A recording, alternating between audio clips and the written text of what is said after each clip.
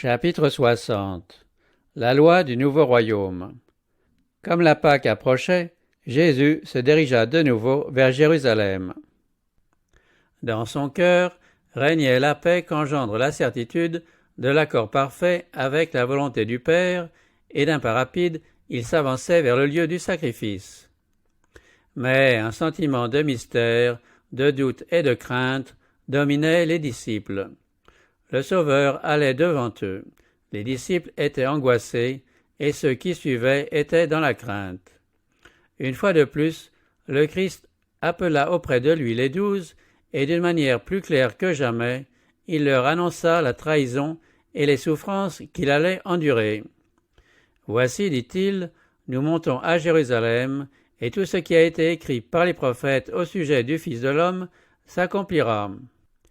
Car il sera livré aux païens, on se moquera de lui, on le maltraitera, on crachera sur lui, et après l'avoir flagellé, on le fera mourir. Et le troisième jour, il ressuscitera. » Mais ils ne comprirent rien à cela, cette déclaration leur restait cachée, ils ne saisissaient pas ces paroles. N'avait-il pas fait entendre partout cette proclamation « Le royaume des cieux est proche » Le Christ n'avait-il pas promis que plusieurs seraient assis dans le royaume de Dieu avec Abraham, Isaac et Jacob? N'avait-il pas promis le centuple dans cette vie-ci et une part dans le royaume futur à ceux qui renonçaient à tout par amour pour lui? N'avait-il pas promis aux 12 des positions très honorables dans son royaume, d'être assis sur des trônes pour juger les 12 tribus d'Israël? D'ailleurs, il venait de leur dire que tout ce que les prophètes avaient écrit à son sujet aurait son plein accomplissement. Or, les prophètes n'avaient-ils pas prédit les gloires à venir du règne du Messie? Vues sous ce jour, ces paroles à propos de trahison, de persécution et de mort paraissaient vagues et douteuses. Il pensait que quoi qu'il pût arriver, le royaume ne tarderait pas à être établi. Jean, le fils de Zébédée, avait été l'un des 2 premiers disciples à suivre Jésus. Avec son frère Jacques, il faisait partie du premier groupe qui avait tout quitté pour le servir. Ils avaient volontiers dit adieu à leur foyer et à leurs amis pour l'accompagner. Ils avaient marché et conversé avec lui. Ils avaient été avec lui en privé et en public. Il avait apaisé leurs craintes, les avait délivrés du danger, les avait consolés de leurs peines, les avait enseignés avec patience et tendresse, tant et si bien que leur cœur semblait ne plus faire qu'un avec le sien.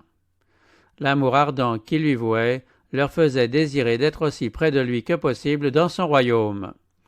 Jean ne manquait pas une occasion de se placer à côté du Sauveur, et Jacques souhaitait obtenir un honneur semblable. Leur mère avait suivi le Christ et pourvu généreusement à ses besoins matériels. Son amour maternel et son ambition lui faisaient convoiter pour ses fils les premières places dans le nouveau royaume. Elle les encouragea donc à lui adresser une requête.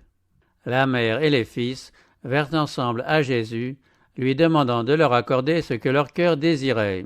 « Que voulez-vous que je fasse pour vous » demanda-t-il. « Ordonne, répondit la mère, que mes 2 fils que voici soient assis dans ton royaume, l'un à ta droite et l'autre à ta gauche. » Jésus les traite avec douceur, s'abstenant de leur reprocher leur égoïsme qui leur faisait désirer d'obtenir un traitement préférentiel. Il lit dans leur cœur, il sait l'attachement profond qu'ils ont pour lui. Leur amour n'est pas une simple affection humaine, c'est le trop-plein de son amour rédempteur qui a débordé sur eux, mais qui a été souillé en passant par le canal humain. Au lieu de réprimander, il veut approfondir et purifier. Il leur dit « Pouvez-vous boire la coupe que je vais boire, ou être baptisé du baptême dont je vais être baptisé ?» Il se rappelle alors les paroles mystérieuses par lesquelles il avait annoncé son épreuve et ses souffrances, ce qui ne les empêche pas de répondre avec assurance « Nous le pouvons ». Ils considéraient comme un honneur enviable de prouver leur loyalisme en partageant le sort de leur Seigneur. « Il est vrai que vous boirez la coupe que je vais boire, et que vous serez baptisés du baptême dont je vais être baptisé, » dit-il, voyant se dresser devant lui, au lieu d'un trône, une croix entre 2 malfaiteurs. Quant à Jean et Jacques, ils allaient partager les souffrances de leur maître. L'un d'eux serait le premier à périr par l'épée, l'autre allait endurer plus longtemps la peine, l'opprobre, la persécution. Mais pour ce qui est d'être assis à ma droite ou à ma gauche, cela n'est pas à moi de l'accorder, sinon à ceux pour qui cela est préparé, ajouta-t-il. Aucun favoritisme n'intervient pour assigner une position dans le royaume de Dieu. On ne peut ni la mériter, ni l'obtenir par une faveur arbitraire. C'est le résultat du caractère. La couronne et le trône sont les signes extérieurs d'un état réalisé, la victoire sur soi-même grâce au Seigneur Jésus-Christ. Longtemps après, alors que le disciple avait appris à sympathiser avec le Christ par la communion à ses souffrances, le Seigneur fit connaître à Jean la loi qui préside à la distribution des places dans son royaume. Le vainqueur, dit le Christ, je le ferai asseoir avec moi sur mon trône, comme moi j'ai vaincu et me suis assis avec mon Père sur son trône. Du vainqueur, je ferai une colonne dans le temple de mon Dieu, et il n'en sortira plus. J'écrirai sur lui le nom de mon Dieu, ainsi que mon nom nouveau. Pour moi, écrivait l'apôtre Paul, me voici déjà offert en libation, et le moment de mon départ approche. J'ai combattu le bon combat, j'ai achevé la course, j'ai gardé la foi. Désormais, la couronne de justice m'est réservée. Le Seigneur, le juste juge, me la donnera en ce jour-là. Qui est-ce qui se tiendra le plus près du Christ, sinon celui qui aura été le plus profondément imprégné de l'esprit de sacrifice et d'amour? Cet amour ne se vante pas, il ne s'enfle pas d'orgueil, il ne cherche pas son intérêt, il ne s'irrite pas, il ne médite pas le mal. Cet amour est celui qui pousse le disciple, comme il a poussé notre Seigneur, à tout donner, à vivre, à travailler et à se sacrifier jusqu'à la mort pour sauver l'humanité. C'est là l'esprit qui s'est manifesté chez Paul. Il pouvait dire « Pour moi, vivre, c'est Christ ». En effet, sa vie faisait connaître le Christ aux hommes. Et mourir est un gain pour le Christ, puisque la mort elle-même ferait éclater la puissance de sa grâce et lui gagnerait des âmes. Christ sera exalté dans mon corps, dit-il, soit par ma vie, soit par ma mort. Les autres 10 disciples furent mécontents en apprenant la démarche de Jacques et de Jean. Chacun d'eux souhaitait pour lui-même la première place dans le royaume, et de penser que les 2 disciples semblaient avoir obtenu un avantage les mettait en colère. La dispute pour savoir lequel serait le plus grand était sur le point de se rallumer quand Jésus les appela et dit aux disciples indignés « Vous savez que ceux qu'on regarde comme les chefs des nations les tyrannisent, et que les grands abusent de leur pouvoir sur elles.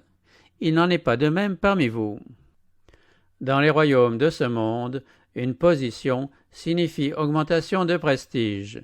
On dirait que le peuple n'existe qu'au profit des classes dirigeantes.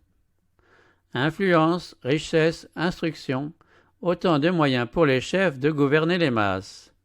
Aux classes supérieures de penser, de décider, de jouir, de régner. Aux inférieures d'obéir, de servir. La religion elle-même, comme toute autre chose, était une question d'autorité. On attendait du peuple qu'il crût et agît conformément aux directives données par les supérieurs. Les droits de l'homme, quant à penser et agir comme tels, pour son propre compte, étaient complètement méconnus. Le Christ voulait établir son royaume sur des principes différents. Il appelait les hommes non à exercer l'autorité, mais à servir, le plus fort devant porter les infirmités du plus faible. Puissance, position, talent, instruction conféraient à leurs possesseurs de plus grandes obligations de servir leurs semblables. Toutes choses sont pour vous. Ces paroles sont adressées aux plus humbles parmi les disciples du Christ. Le Fils de l'homme est venu non pour être servi, mais pour servir et donner sa vie en rançon pour beaucoup. Le Christ prenait sur lui les soucis et les fardeaux de ses disciples. Il partageait leur pauvreté, pratiquait le renoncement dans leur intérêt, allait devant eux pour aplanir leurs difficultés, et bientôt il allait consommer son œuvre sur la terre en déposant sa vie. Le principe qui a été à la base de la conduite du Christ doit aussi inspirer les membres de l'Église qui est son corps. Le plan et le fondement du salut consistent en l'amour. sont les plus grands dans le royaume du Christ, ceux qui suivent l'exemple par lui donné, agissant en qualité de berger de son troupeau. La vraie dignité et l'honneur de la vie chrétienne ressortent de ces paroles de Paul. Bien que je sois libre à l'égard de tous, je me suis rendu le serviteur de tous, cherchant non mon avantage, mais celui du plus grand nombre, afin qu'ils soient sauvés. Dans les questions de conscience, l'âme doit être sans entrave. Personne ne doit dominer sur l'esprit de quelqu'un, se faire juge à sa place ou lui prescrire son devoir. Dieu accorde à chaque âme la liberté de penser et la possibilité de se conformer à ses convictions personnelles. Chacun de nous rendra compte à Dieu pour lui-même. Personne n'a le droit de confondre sa propre individualité dans celle d'un autre. Partout où un principe est en jeu, que chacun ait dans sa propre pensée une pleine conviction. Le royaume des cieux ne souffre aucune contrainte, aucune domination intolérante.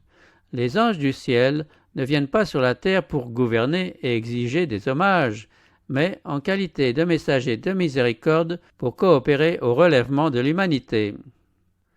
Les principes qui servaient de base aux enseignements du Sauveur, et même ces paroles revêtues d'une beauté divine, sont demeurés dans la mémoire du disciple bien-aimé.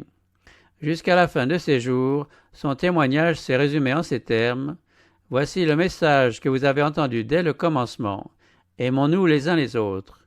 À ceci, nous avons connu l'amour, c'est qu'il a donné sa vie pour nous. Nous aussi, nous devons donner notre vie pour les frères. » Ce même esprit animait l'Église primitive. À la suite de l'effusion du Saint-Esprit, la multitude de ceux qui avaient cru n'était qu'un cœur et qu'une âme.